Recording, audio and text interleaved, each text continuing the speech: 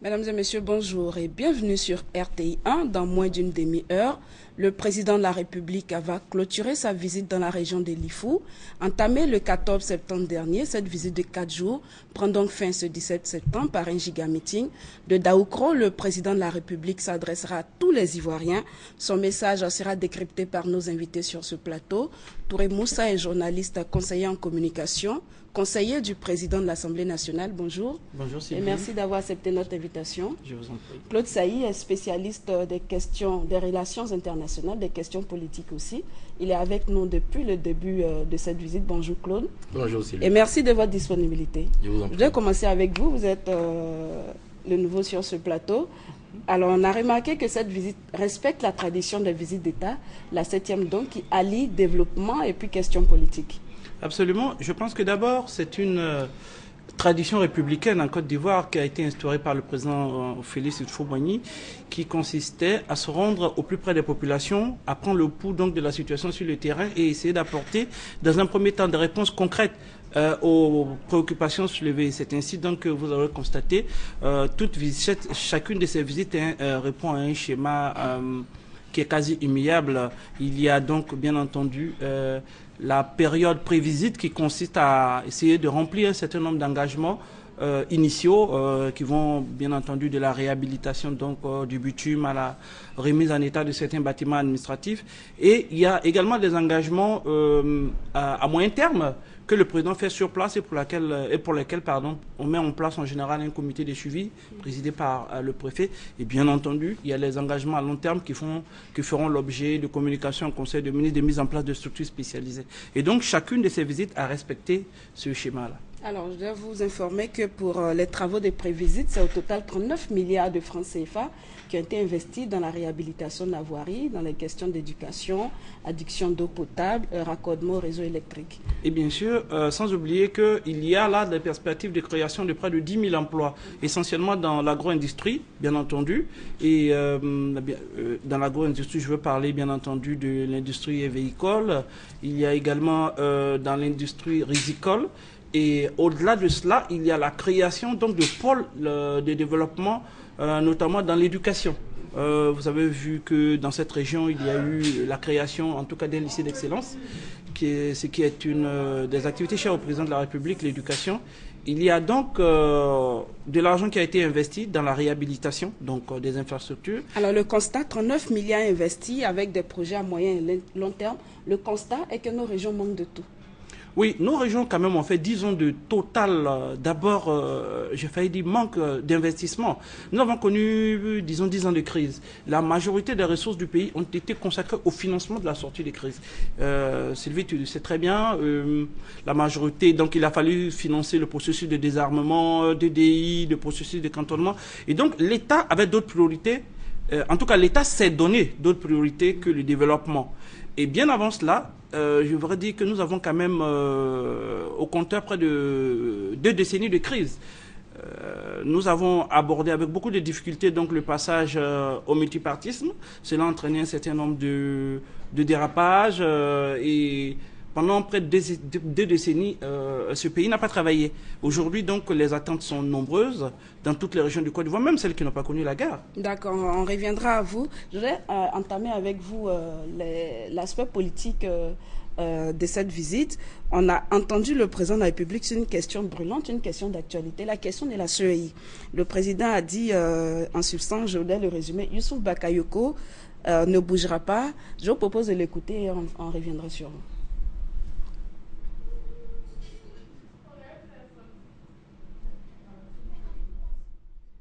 Je voudrais dire que Youssouf Bakayoko est un professionnel, quelqu'un d'expérimenté. Donc j'en appelle à nos frères du FPI de comprendre que Youssouf Bakayoko est là pour conduire ce processus. Il ne changera pas. Nous n'allons pas le changer. Et donc,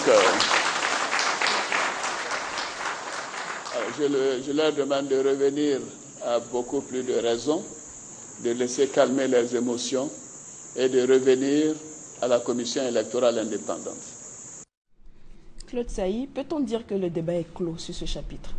Non, il y a deux dimensions, mais il y a un préalable que je voudrais lever. Il faudrait que nous arrivions à dépassionner les débats toutes les fois que les actions politiques sont sur la place publique.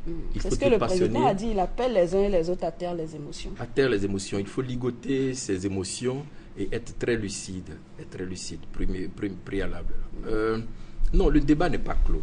Dans le discours du chef de l'État, il y a deux dimensions qu'il faut prendre en compte. La première, qui est incompressible, c'est l'élection de Youssouf Bakayoko à la présidence de la commission électorale indépendante. Et là, il faut faire remarquer quelque chose. Cette réélection ne souffre d'aucune irrégularité. Dès l'instant où Youssouf Bakayoko est proposé, comme tous les autres commissaires, à siéger au sein de la commission centrale de la commission électorale indépendante, il n'y a donc pas de débat là. Les partis ont choisi librement leurs représentants. Les partis ont choisi librement leurs représentants. Premier point. Donc son élection ne souffre d'aucune irrégularité et n'est entachée d'aucune faute. D'accord ? Alors, c'est peut-être au niveau des commentaires, des projections que certains partis politiques se font sur la personne de Youssouf Bakayoko. Alors, le président de la République appelle à, comme vous l'avez dit, dépassionner le débat, à taire les émotions. Est-ce qu'on doit s'attendre à des négociations? Alors, c'est ce que je voulais dire. Premier point, c'est l'incompressibilité de la réélection de Youssouf Bakayoko. Ce n'est plus discutable.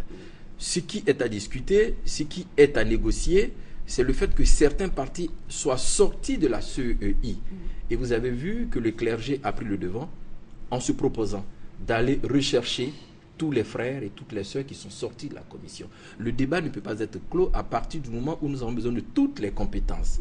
Vous comprenez, nous avons besoin de toutes les compétences. Il est important que la structure, l'instrument technique de régulation de ces élections-là ne souffre pas de contestation. Donc nous allons continuer le débat, nous allons faire en sorte que tous les fils et toutes les filles de la Côte d'Ivoire se retrouvent. Mais quant à la réélection de Youssouf, je pense qu'elle n'est plus discutable. Et puis, comprenez qu'au-delà du bureau simple, du bureau de la CEI, il y a des commissions techniques. Alors, il y a des structures techniques. Alors, est-ce qu'il est concevable que la première force d'opposition ne se retrouve pas dans le bureau de la CEI? Mais ce sont des choses qui sont à discuter. Maintenant, libre à elle de venir avec des propositions qui cadrent parfaitement avec la vision de sortie des crises que nous avons.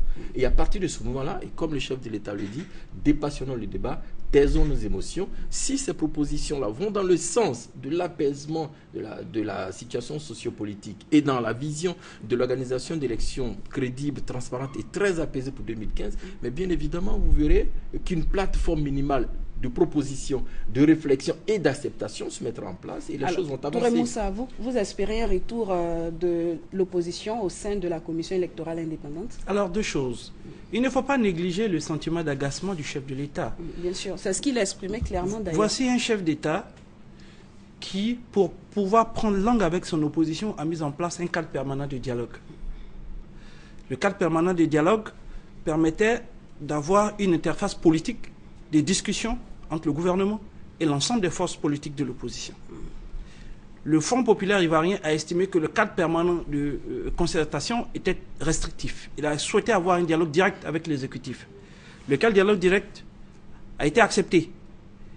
Il y a eu donc des négociations conduites par le ministre de l'Intérieur, ministre d'État, ministre de l'Intérieur, directement, ce qui est quand même un grand honneur.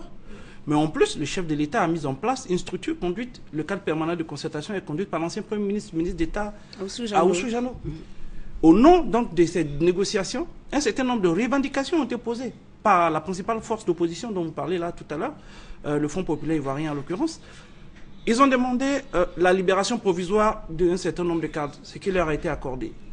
La levée du gel des avoirs de plus de... Aujourd'hui, il ne reste plus que quoi? 12 personnes dont les avoirs sont gelés. Et ces avoirs sont gelés parce que l'ONU le demande. D'accord. Vous allez continuer tout à l'heure. Nous allons nous rendre à Daoukro où tout est en place pour le démarrage de ce meeting. Daoukro, vous avez l'antenne.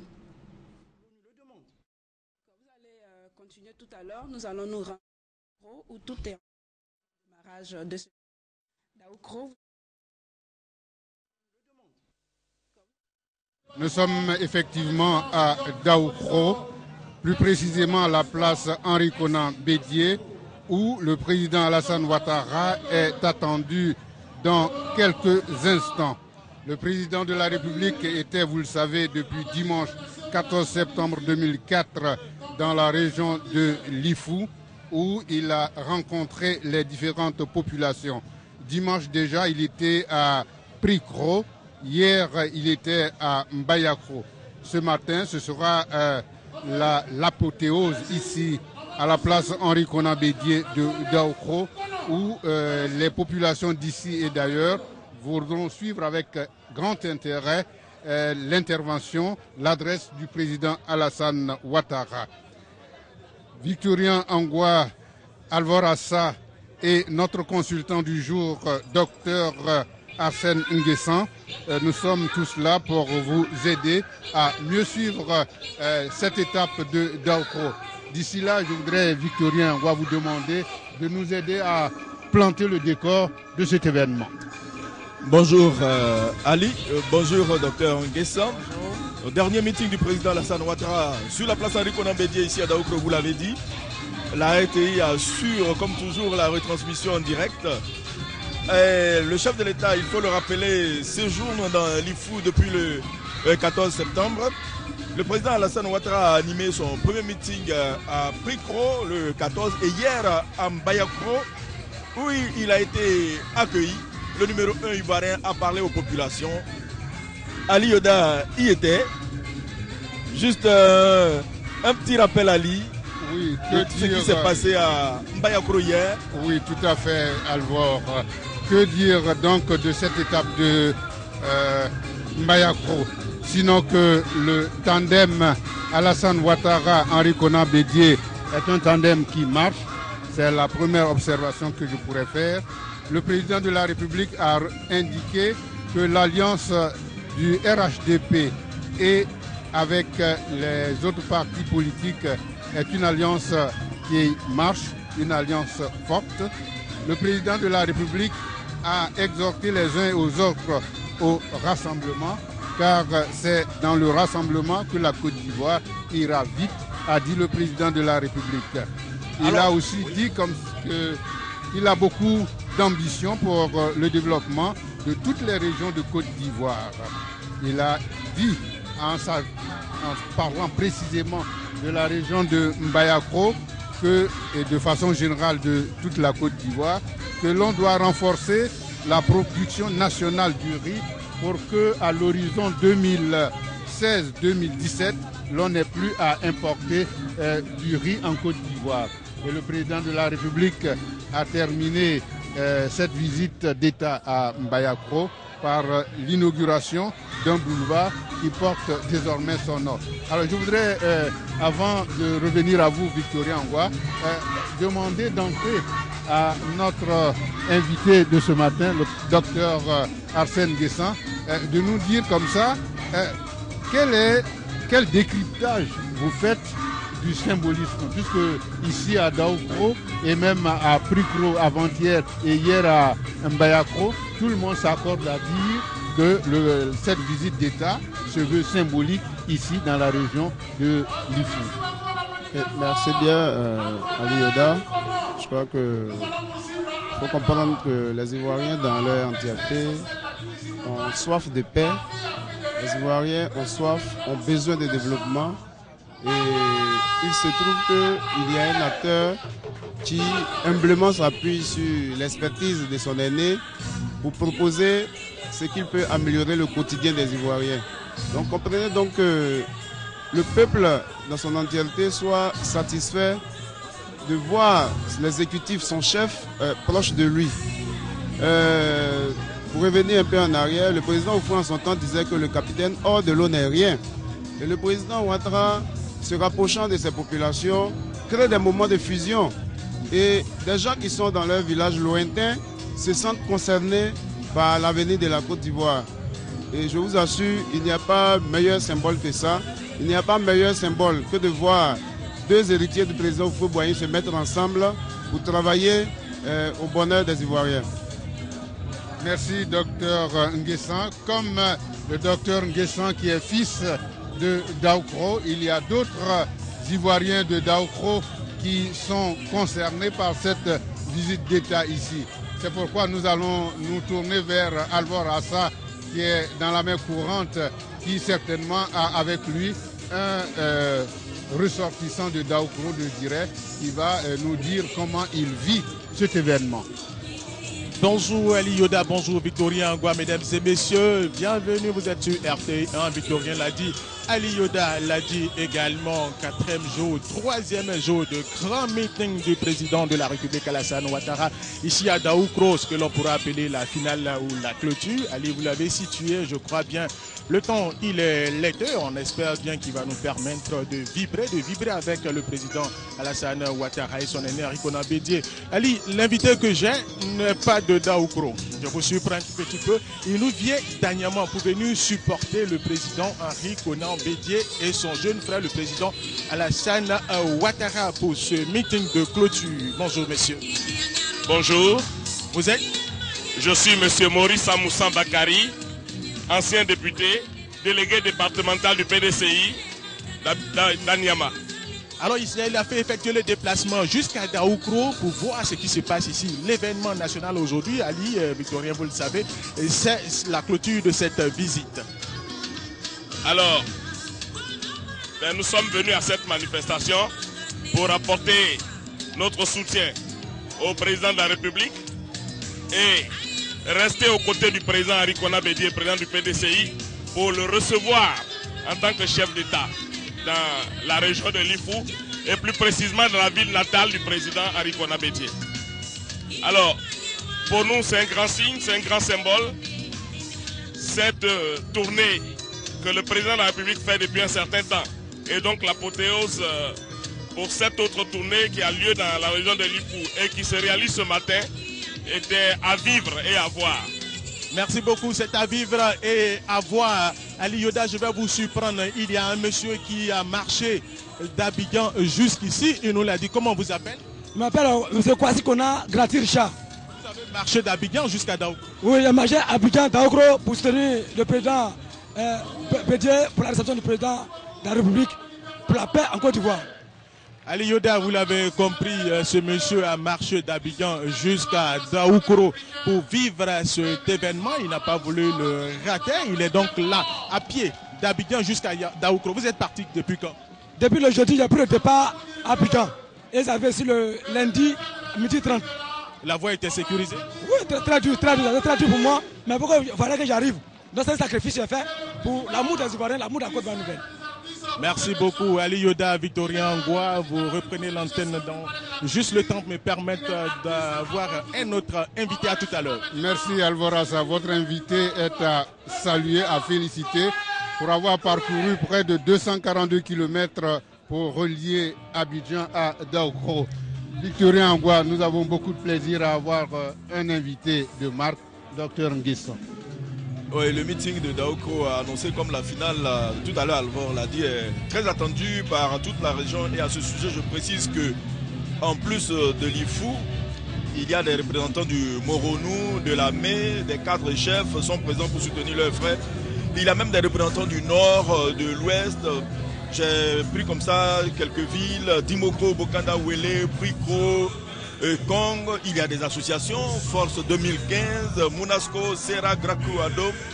Il y a aussi des élus venus d'ailleurs. J'ai aperçu tout à l'heure le maire de Koumassi, Ino Yapi Raymond, celui de Bassam, Georges-Philippe Ezalé, celui d'Atekoubé, Dao Poulin, et la région du Gord conduite par Djedje Bayon Joassin avec une cinquantaine de chefs traditionnels. Nous saluons au passage la grande chancelière Henriette Dagri et Diabaté. Tout à l'heure, notre consultant parlait de symbolisme en parlant de la visite en elle-même, mais il se trouve aussi que le président Bédié est une icône pour la région, un symbole. Alors, docteur, quel commentaire? Effectivement, le président Bédié est le père spirituel de la région de Lifou, l'un des premiers cadres de cette région. Et il est une icône, l'un des dignes héritiers du président Houphouët-Boigny. Aujourd'hui, vous constatez avec moi que Daoukro est devenu le creuset de rassemblement de tous les Ivoiriens.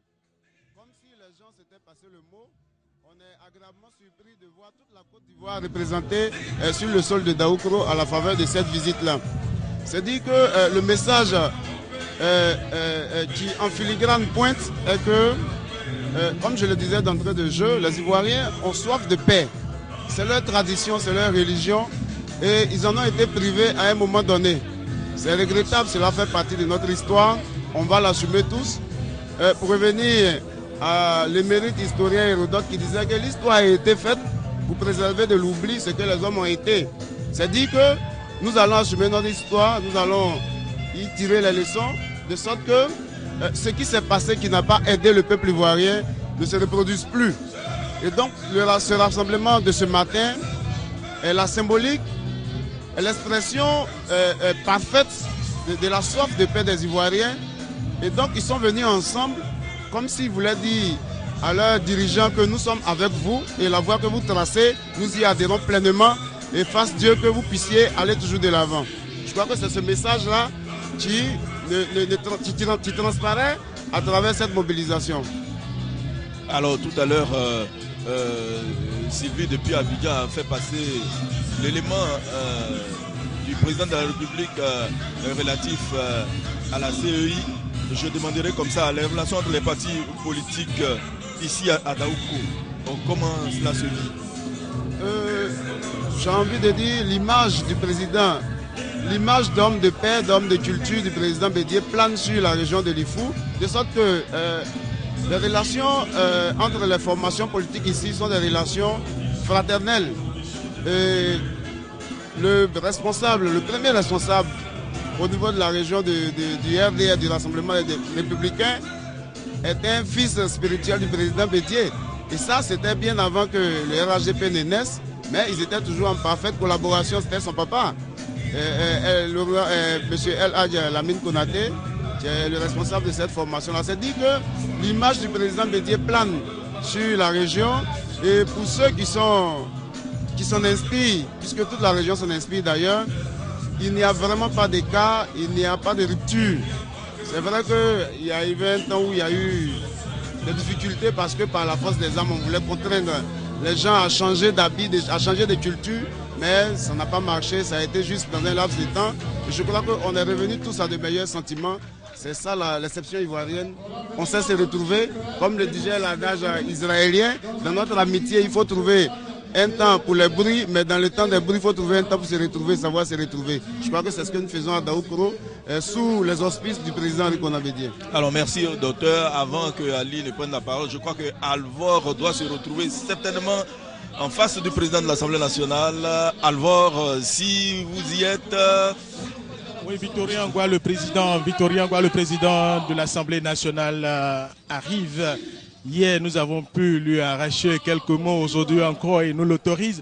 Et nous allons juste échanger avec M. Soroguian. Bonjour, Président. Oui, bonjour.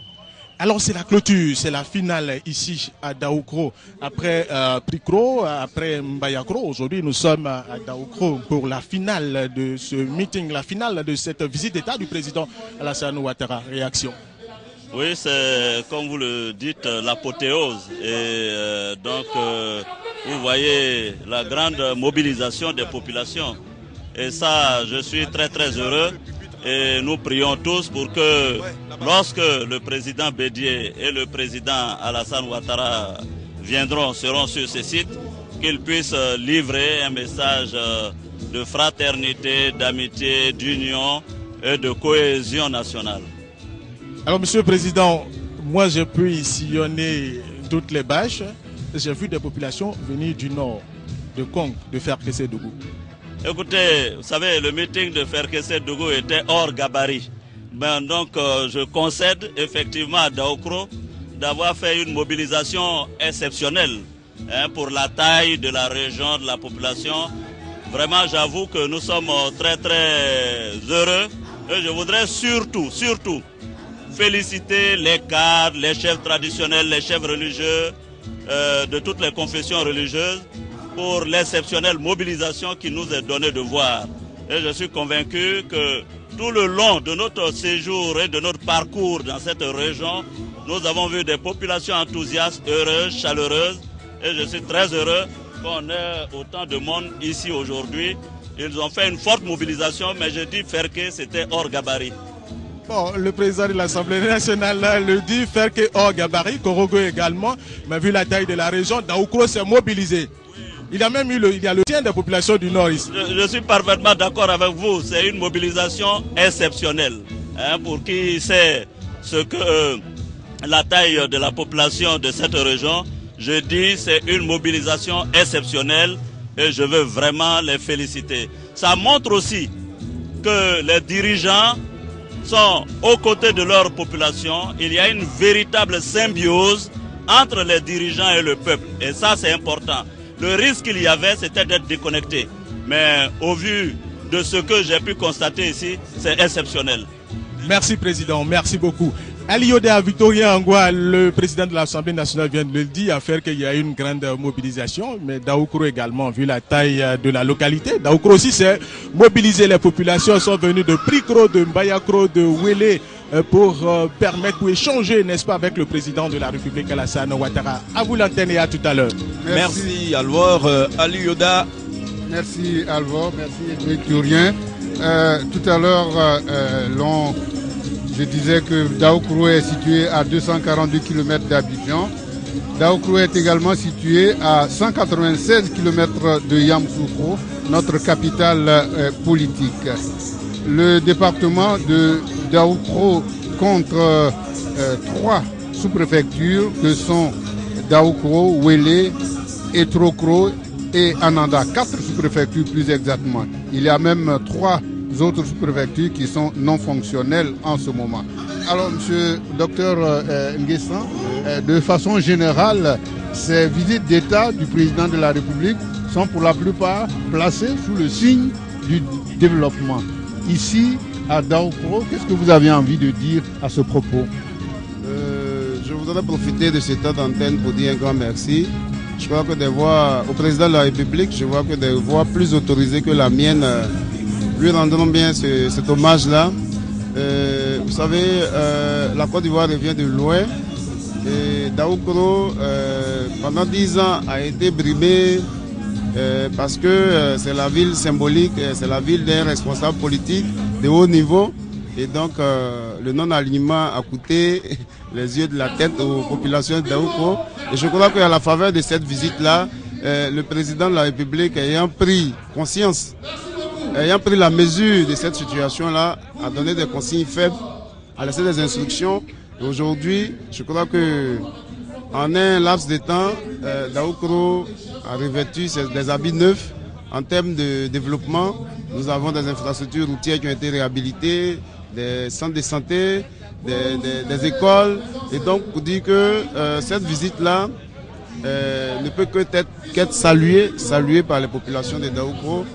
Parce que la population, la région en a souffert, a assez souffert, et il a fallu la présence du président Alassane Ouattara pour faire sortir les populations de ce guépier-là. Donc on ne peut que saluer cela. On souhaiterait même que cela se répète. Écoutez, on ne se lasse jamais, comme on le dit, trop de viande dans la sauce ne gâte pas. Voilà, donc on ne peut que saluer cela, et c'est avec beaucoup de joie, beaucoup de satisfaction. Déjà, je crois que la mobilisation le témoigne aisément. Nous avons, pour revenir aux commentaires du président de l'Assemblée nationale, pour des raisons socio-économiques, nous avons une densité de population qui est très faible. Nous sommes à 25 habitants au kilomètre carré, ce qui est en deçà même de la norme normale qui est 50. Voilà, pour dire qu'effectivement, les problèmes d'exode ont fait que la population n'est pas dense. Mais si aujourd'hui les gens ont fait l'effort, ils sont arrivés de très loin, c'est dire qu'ils sont tous heureux, ils sont heureux de fusionner et de saluer l'arrivée du président Ouattara dans la région de l'Ifou. Merci docteur Nguessan. Je voudrais quand même vous demander de nous dire comment se vit la paix et la réconciliation ici, parce que répondant tout à l'heure à une question de Victorien Angwa, vous avez dit tout se décline ici un peu à l'image du président Henri Konan Bédié, qui est un homme de paix. La paix et la réconciliation dans l'Ifou, ou plus exactement à Daoukro, c'est quoi? À Daoukro, je dois dire que, vous savez, la population autochtone est composée de peuples baoulés fondamentalement attachés à la notion de paix et à la notion de l'ordre. Ce qui fait que quand, au niveau du sommet, on regarde un peu le comportement du guide, du meneur, on s'en inspire et cela rejaillit sur la population dans son entièreté. À Daoukro, nous n'avons pas, comme je l'ai dit, de problème majeur de tension. Il y a eu des passages difficiles, mais aujourd'hui, les acteurs, les victimes sont tous dans la même ville, tout le monde se retrouve, il n'y a pas eu d'activité revancharde, nous sommes tous ici, parce que le plus important, c'est de regarder vers l'avenir. Et comme je l'ai dit, nous ne pouvons qu'assumer notre histoire. Ça a été une triste parenthèse, mais la vie continue et il faut faire avec. Et donc à Daoukro, il n'y a pas de tension majeure. Nous vivons tous entre filles et fils, entre frères et sœurs. Alors, docteur, pour terminer sur ce sujet, avant qu'on ne prenne Alvor dans la main courante, comment comprendre finalement le rapprochement entre le président Bédié et le président Alassane Ouattara? J'ai envie de dire c'est une action naturelle dans la mesure où les deux entités, les deux personnalités ont un même parrain, on n'est pas dit un même père politique, c'est le président Félix Houphouët-Boigny. Et vous savez, dans une famille, quand il y a la sincérité, dans la fraternité au sein de la famille, quand il y a la fraternité et la sincérité dans une famille, il peut naturellement arriver des moments de bruit. Les moments de bruit font partie de la normalité du fonctionnement d'une famille, tout comme du fonctionnement d'une société. Mais le plus important, c'est comment on gère ces moments de bruit-là. Voilà, et je crois que les deux hommes, le président Alassane Ouattara et son aîné, le président Bédié, ont assez de capacités, ont assez d'expertise et ont su surmonter les petites difficultés qu'il y a eu entre eux et ont réussi à se focaliser sur l'essentiel. L'essentiel, c'est ce qui peut aider les Ivoiriens, c'est ce qui peut procurer le bonheur des Ivoiriens. Et donc, je veux dire, c'est un rapprochement naturel. C'est un rapprochement naturel. Et vous comprenez avec moi que les Ivoiriens qui sont restés humbles, qui ont même en son temps contesté le président Houphouët-Boigny, ont accepté même de venir auprès de ces deux icônes-là, au bénéfice de la Côte d'Ivoire. Voilà, donc pour dire que c'est un rapprochement naturel, il ne pouvait pas en être autrement. Alors, on annonce l'arrivée du président Bédié. Nous allons rejoindre Alvor dans la main courante. Je l'aperçois avec M. Zie Koulibaly Daouda. Oui, Alvor. Oui, merci Victorien. Je suis avec deux jeunes, je dirais, du PDCI RDA qui ont décidé de venir soutenir leur président, le président Henri Konan Bédié, qui lui soutient le président de la République, Alassane Ouattara. Bonjour. Bonjour, merci. Que dit de ce grand meeting qui a lieu aujourd'hui ici à Daoukro?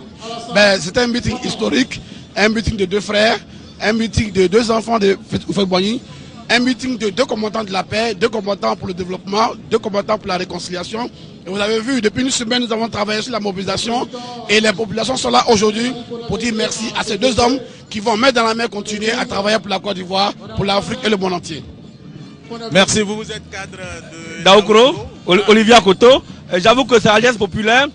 Ce moment tant attendu est enfin arrivé, un moment inoubliable. Toute la région de l'Ifou, unie comme un seul homme, se réunit ce matin, n'est-ce pas, pour célébrer la nouvelle Côte d'Ivoire avec Henri Konan Bédié et son jeune frère Alassane Ouattara pour l'émergence de la Côte d'Ivoire au jour 2020. La complicité entre Bédié et Alassane Ouattara n'est plus à démontrer, donc on le démontre aujourd'hui. Je vous dis merci, que Dieu vous bénisse. Merci à vous, Victorien Angoua. Vous l'avez compris, la nouvelle Côte d'Ivoire part avec le président du PDCI RDA, Henri Konan Bédié, et le président de la République, Alassane Ouattara. À vous, Victorien, tout à l'heure. Oui, merci Alvor. Si Ali a quelque chose à ajouter.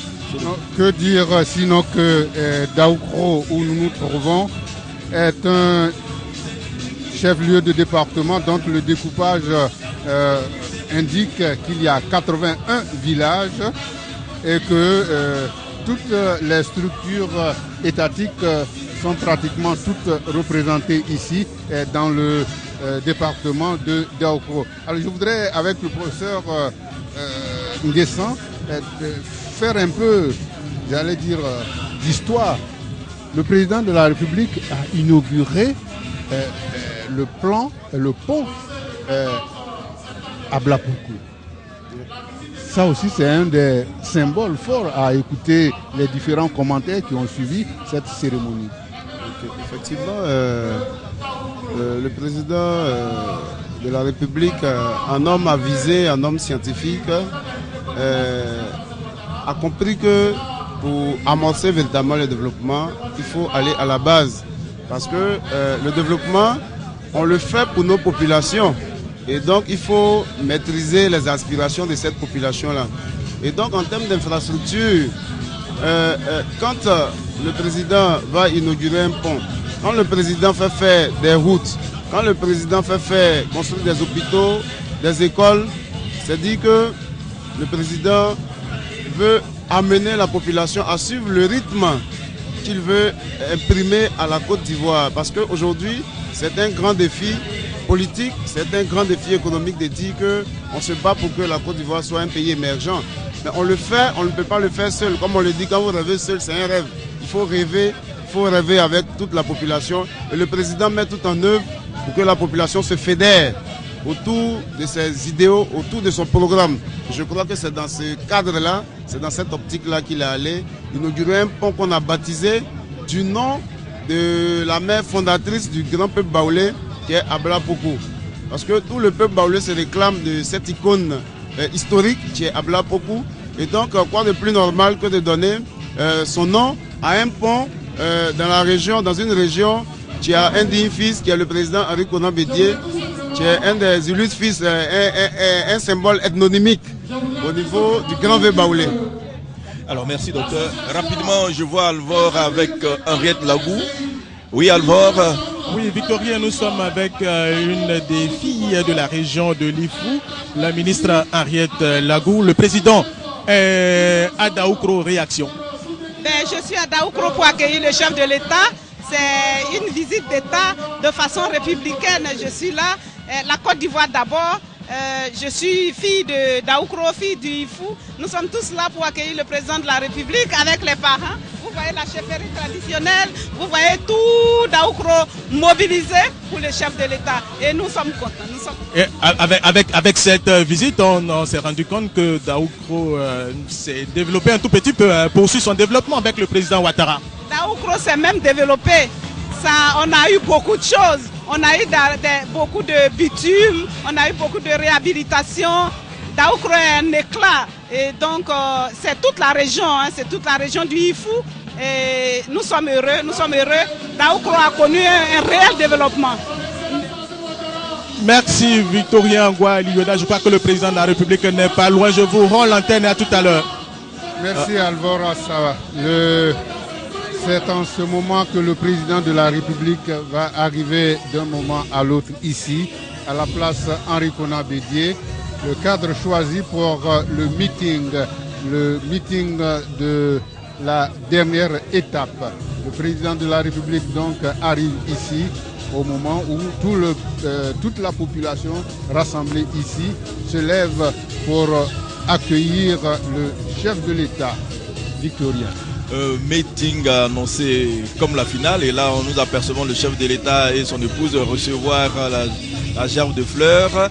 C'est des civilités, et comme d'habitude le président de la République va saluer les autorités. D'abord le président Henri Konan Bédié, son épouse Henriette Bédié. Nous apercevons le président de l'Assemblée nationale, l'inspecteur général Niamey Ngouran. Je rappelle qu'il est le président du comité d'organisation de cette manifestation.